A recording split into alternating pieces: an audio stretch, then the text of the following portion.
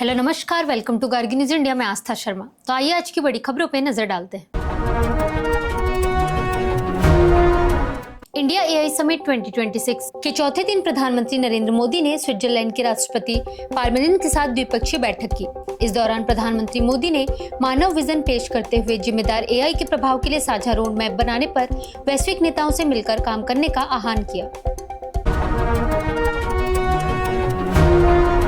India AI summit 2026 के चौथे दिन प्रधानमंत्री नरेंद्र मोदी ने नैतिक और समावेशी एआई के लिए मानव विजन लॉन्च किया। वहीं मुकेश अंबानी ने जियो रिलायंस द्वारा 7 वर्षों में 10 लाख करोड़ निवेश का ऐलान किया, जबकि फ्रांस के राष्ट्रपति इमैनुअल मैक्रो ने भारत की डिजिटल प्रगति की सराहना की। तमिलनाडु विधानसभा चुनाव को लेकर डीएमडीके ने डीएमके नेतृत्व वाले गठबंधन में शामिल होने का फैसला किया है। डीएमडीके की महासचिव प्रेमलता विजयकांत ने कहा कि यह गठबंधन पार्टी के जिला सचिवों और कार्यकर्ताओं की इच्छा के अनुसार बनाया गया है। एप्स्टीन फाइल्स विवाद के बीच बिल गेट्स ने इंडिया एआई समिट में अपना मुख्य भाषण नहीं दिया। इस फैसले की कोई आधिकारिक वजह नहीं बताई गई। गेट्स फाउंडेशन ने कहा कि समिट के मुख्य एजेंडे और एआई प्राथमिकताओं पर फोकस बनाए रखने के लिए उन्होंने कीनोट संबंधन से दूरी बनाई। टाटा ग्रुप और ओपन एआई ने भारत और वैश्विक स्तर पर एआई इनोवेशन को बढ़ावा देने के लिए साझेदारी की है। इस सहयोग के तहत ओपन एआई फाउंडेशन और टीसीएस मिलकर भारतीय युवाओं को एआई प्रशिक्षण और संसाधन उपलब्ध कराएंगे। इस पहल का उद्देश्य युवाओं को बड़े पैमाने पर जिम्मेदारी और प्रभावी तरीके से एआई का उपयोग करने के लिए सक्षम बनाना है। गूगल के सीईओ सुंदर पिचाई ने कहा कि एआई हाइपर प्रोग्रेस का दौर लेकर आ रहा है और इससे उभरती अर्थव्यवस्थाओं को तेजी से विकास की छलांग लगाने में मदद मिल सकती है। उन्होंने बताया कि एआई वर्कफोर्स को बदल देगा, कुछ नौकरियां ऑटोमेट होंगी, कई भूमिकाएं विकसित होंगी और पूरी तरह नई करियर संभावनाएं भी पैदा होंगी। भारत ने वेस्ट बैंक में इजराइल के एक तरफा कदमों की आलोचना करने वाले देशों की सूची में अपना नाम जोड़ दिया है। हालांकि 17 फरवरी को जारी मूल बयान में शामिल 85 देशों के समूह में भारत शुरुआत में शामिल नहीं था।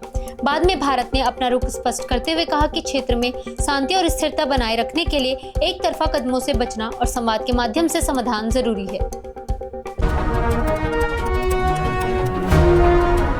ईडी ने रिलायंस ग्रुप के चेयरमैन अनिल अंबानी को बयान दर्ज कराने के लिए 26 फरवरी को पेश होने का नया समन जारी किया है।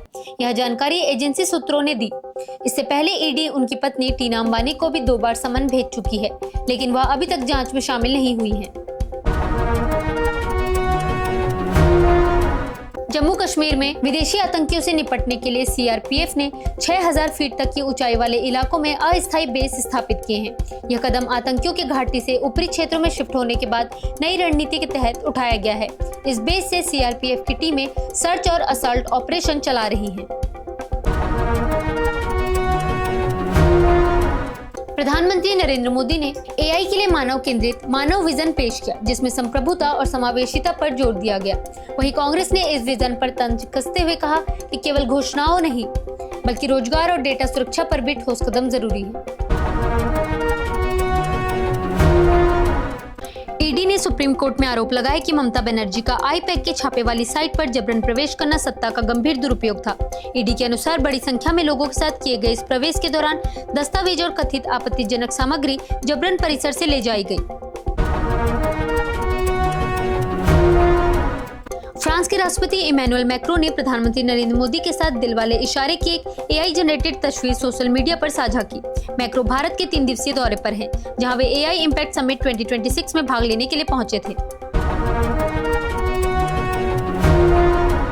प्रधानमंत्री नरेंद्र मोदी ने कहा कि भारत आर्टिफिशियल इंटेलिजेंस से डर नहीं, बल्कि उसमें भविष्य की संभावनाएं देखता है।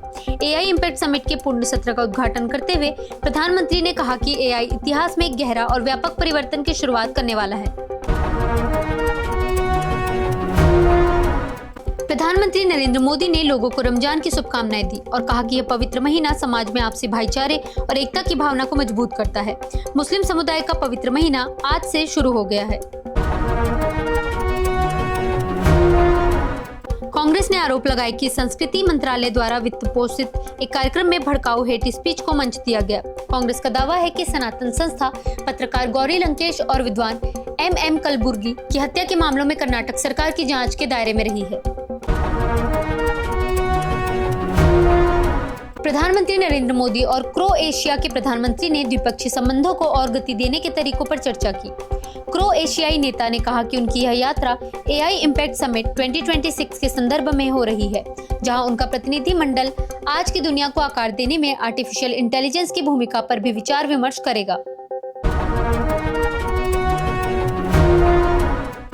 सिंगापुर में भारतीय मूल की महिला शालिनी देवराजन को किराए को लेकर टैक्सी ड्राइवर को थप्पड़ मारने के मामले में जेल की सजा सुनाई गई।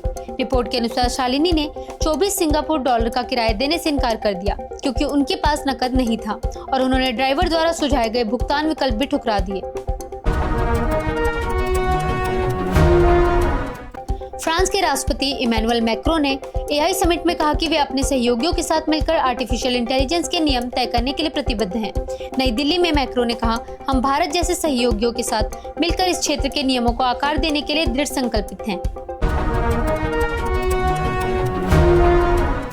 रूस के विदेश मंत्रालय ने कहा है कि भारत के रूसी तेल को लेकर अपने रुख में बदलाव की कोई वजह नजर नहीं आती। यह बयान ऐसे समय आया है जब वॉशिंगटन की ओर से दावा किया गया था कि नई दिल्ली रूसी कच्चे तेल के आयात को रोकने पर सहमत हो गई है। पश्चिम एशिया में अमेरिका की बढ़ती नौसैनिक और हवाई तैनाती ने ईरान के साथ संभावित युद्ध की आशंकाओं को बढ़ा दिया है। एक अमेरिकी अधिकारी के अनुसार क्षेत्र में इस समय 13 युद्धपोत तैनात हैं, जिसमें विमानवाहक पोत USS Abraham Lincoln north destroyer और 3 लिटोरल कॉम्बैट शिप शामिल हैं, जबकि और सैन्य संसाधन भेजे जा रहे हैं।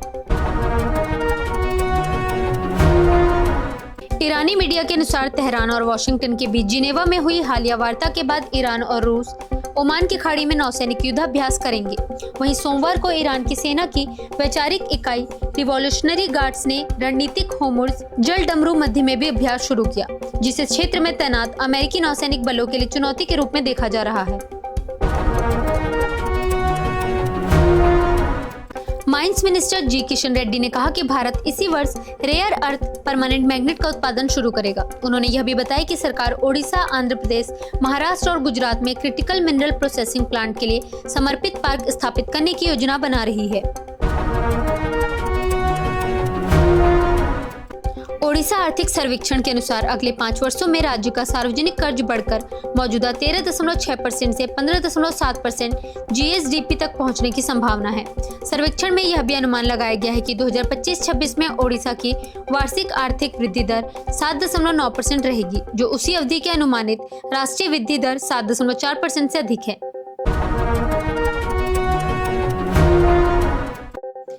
आंध्र प्रदेश में 8,175 करोड़ के निवेश से पौरी एनर्जीज की बैटरी गीगा फैक्ट्री स्थापित की जाएगी। आईटी और एचआरडी मंत्री नारा लोकेश ने कहा कि यह परियोजना आंध्र प्रदेश की स्वच्छ ऊर्जा यात्रा में एक महत्वपूर्ण मील का पत्थर साबित होगी। रिलायंस इंडस्ट्रीज के चेयरमैन मुकेश अंबानी ने घोषणा की कि जियो के साथ मिलकर कंपनी अगले 7 वर्षों में एआई क्षेत्र में 10 लाख करोड़ का निवेश करेगी। अंबानी ने कहा कि एआई का सबसे बेहतर दौर अभी आना बाकी है। यह तकनीक सुपर एबंडेंस यानी प्रचुरता के नए युग की शुरुआत कर सकती है। एंथ्रोपिक के सीईओ डारियो अमोदोई ने कहा कि एआई के संभावित दुरुपयोग से जुड़ी चुनौतियों के बीच भारत की केंद्रीय भूमिका बेहद महत्वपूर्ण है। इंडिया एआई इम्पैक्ट समिट 2026 में अपने संबोधन के दौरान उन्होंने कहा कि भारत ने ऐतिहासिक रूप से ग्लोबल साउथ के लिए एक मानक स्थापित किया है। केंद्रीय मंत्री अश्विनी वैष्णव ने कहा कि एआई से जुड़ी चुनौतियों के बीच सरकार आईटी कार्यबल को अपस्किल और रीस्किल करने पर जोर देगी। उन्होंने बताया कि प्रधानमंत्री मोदी ने दुनिया के डेटा को भारत में आकर्षित कर यहां प्रोसेस करने और वैश्विक स्तर पर उच्च मूल्य की सेवाएं देने के उद्देश्य से एक बड़े नीतिगत बदलाव की घोषणा की है। सुप्रीम कोर्ट ने फ्रीबीज की संस्कृति पर कड़ी टिप्पणी करते हुए कहा कि राज्यों को मुफ्त चीजें बांटने के बजाय रोजगार के अवसर पैदा करने पर ध्यान देना चाहिए। शीर्ष अदालत ने कहा कि मुफ्त भोजन, साइकिल और बिजली जैसी व्यापक रियायतों से आर्थिक विकास प्रभावित होता है और राज्यों को रोजगार सृजन के लिए ठोस कदम उठाए जाने चाहिए। 10 राज्यों की 37 राज्यसभा सीटों के लिए 16 मार्च को चुनाव कराए जाएंगे। इन चुनावों के बाद सत्तारूढ़ बीजेपी को उच्च सदन में सीटों का फायदा मिलने की संभावना है, क्योंकि 10 में से 6 राज्यों में उसकी सरकार है या वह गठबंधन में शामिल है। तो ये थी आज की बड़ी खबरें। बने रहिए गार्गी न्यूज इंडिया के साथ। मैं आस्था शर्मा, धन्यवाद।